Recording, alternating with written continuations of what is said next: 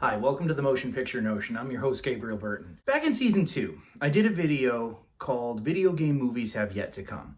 And it was a review for Resident Evil, the final chapter, which was a hot garbage movie. But in that video, I said that I felt that a video game renaissance was coming. And I compared it to superhero movies, how, you had the Christopher Reeve Superman. They're trying to kind of like maybe actually make superheroes like a real story instead of just like a goofy, just for kids sort of thing that it's not really taken seriously. Then you get Tim Burton's Batman, which is a little bit on the darker side. And then the 90s kind of reverted back into like dumb superhero movies.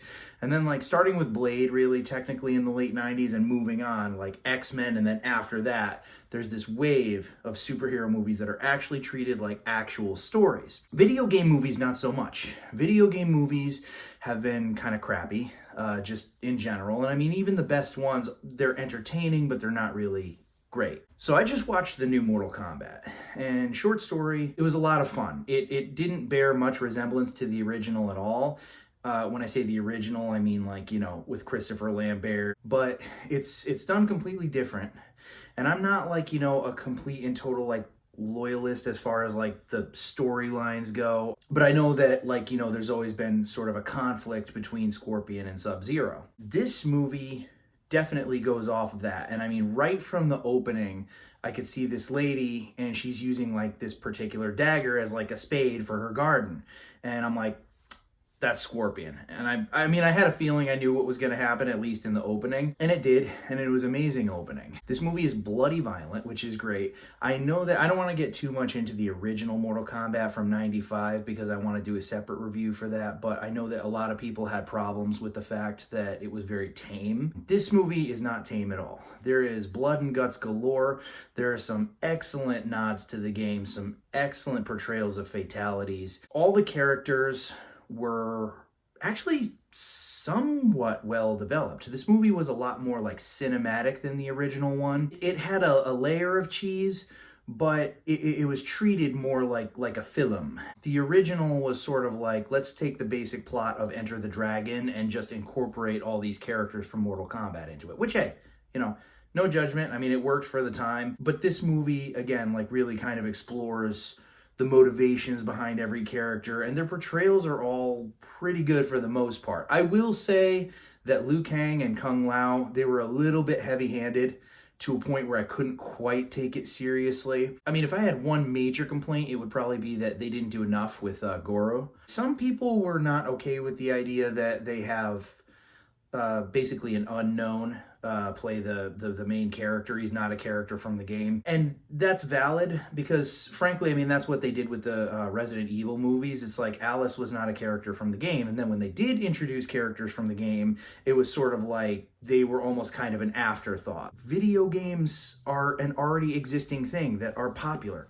Copy and paste. Stop screwing around. You don't have to add this and tweak that. Like, if you need to flesh out the plot, that's one thing, but the basis for like the material that you need is in the game. If you want to take Jill Valentine and shit and Chris Redfield and give them backstories in ways that weren't expressed in the game for the purposes of making an actual movie, fine.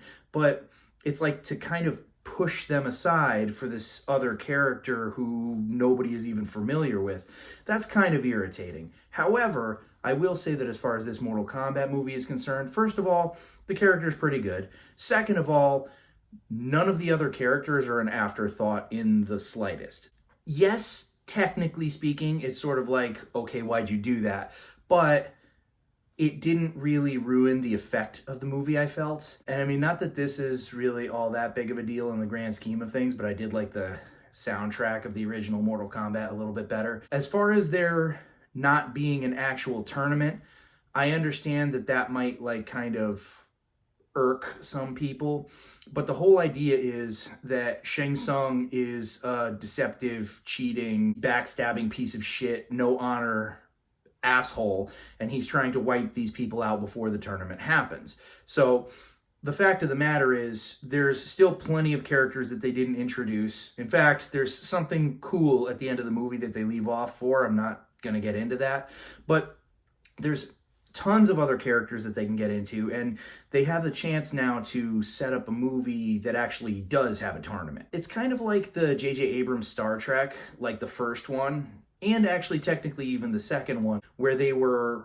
fans were getting pissed off because it's like it wasn't Star Trek in that they weren't, exploring strange new worlds and seeking out new life and new civilizations. It's like if there's a good setup, I don't really mind that this movie took the time to do that. And the fact of the matter is, if they want to do a Mortal Kombat 2, I hope they do. They have all this set up already. There's all these characters that you can already follow, so they'll kind of be able to get into like the meat and potatoes of it a little bit quicker. And like I said, the second one can actually involve a tournament, but at the end of the day, if they win, that they're just going to have to face off against Shao Kahn. So, I hate to go to Mortal Kombat Annihilation, but it's sort of like, even if they won the tournament, would that really be the end of it? I find it very difficult to believe that anybody who's a fan of the game wouldn't watch this movie and at least like it a little bit. I'm not saying that you're going to think it's a masterpiece and, oh my God, it achieved all my hopes and dreams of everything, but it's very entertaining and it's actually pretty well done. This following on the heels of Sonic the Hedgehog, which I thought was also actually very well done. I have a feeling, and I could be wrong, who the hell knows, but we're kind of superheroed out. There's just been so many superhero movies. Like last decade was really like the superhero movie renaissance. And right now, granted, COVID-19 didn't really help, but it kind of feels like they're just like clutching at straws. And now you have these two video game movies, and they're not even like, oh, it's good for a video game movie. Like, no, that's actually like a pretty solid movie. So I'm kind of thinking that we're entering a new era where for the first time, people are going to start to take it seriously. They might reboot Resident Evil, and maybe they'll actually do it right this time. Who knows? But I think that we are entering a video game movie renaissance. And I hope so, because there's a lot of good material out there that just people haven't done anything with yet. So, here's hoping that that's the case. But Mortal Kombat, I think you'll really enjoy it. You'll definitely enjoy the portrayals of the fatalities. Overall, I think it's a really enjoyable time, and I would highly recommend it. All right, that's all she wrote.